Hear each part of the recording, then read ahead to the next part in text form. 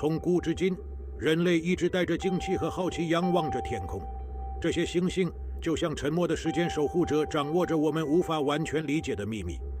古老的文明，像埃及人、玛雅人和苏美尔人，在天文、数学和工程方面拥有令人难以置信的知识，留下了挑战我们现代人理解的纪念碑和物品。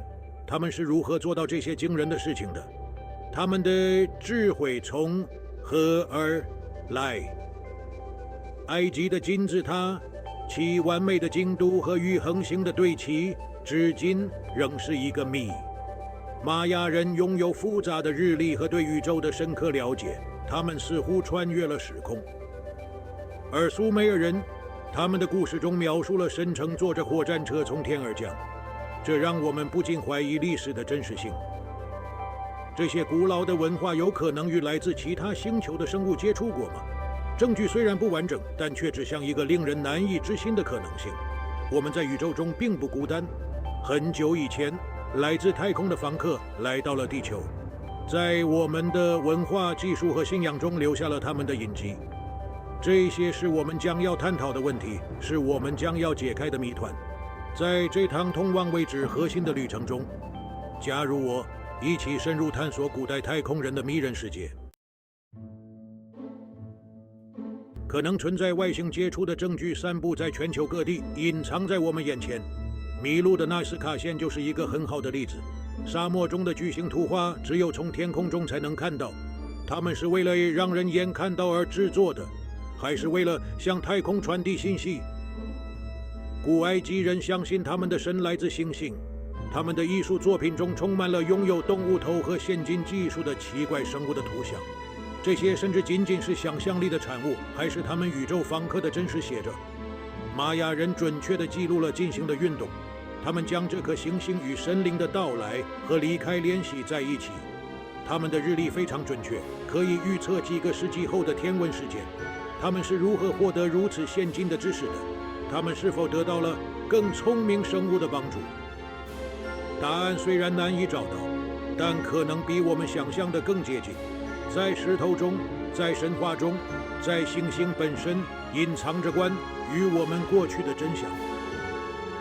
一个挑战我们的信仰，或是我们重新思考我们在宇宙中地。嗨，大家好，我们有一个令人兴奋的消息要与大家分享，那就是超级感谢！你可以用少少的钱给我们一个特别的鼓励哦。你的超级感谢将会在留言中脱颖而出，别忘了订阅并按赞哦。Break time。现在你可以点选加入按钮，每个月给我们一点点支持，让我们可以继续经营这个频道。谢谢大家的支持与鼓励。的过去。古代太空人理论认为，古代的许多神和神话只不过是拥有非常先进技术的外星生物。这些生物凭借他们的太空船和优越的知识，会被原始文化视为神。想象一下，在古埃及时代，一艘太空船降落在地球上的情景，耀眼的光芒，震耳欲聋的噪音，穿着奇装异服，拥有未知技术的生物的出现。难怪他们将其视为从天而降的神。这些神会与人类分享他们的知识，教导他们天文、数学、农业和工程。因此，这些文明的以迅速发展，并建造了我们至今仍无法完全理解的纪念碑。古代太空人理论虽然存在争议，但它为围绕古代文化的许多谜团提供了一个合乎逻辑的解释。它不是要否定我们祖先的能力和智慧，而是要承认他们可能得到了来自外太空的帮助。来自其他世界的生物在遥远的过去造访过我们，这种可能性一直吸引着人类数百年。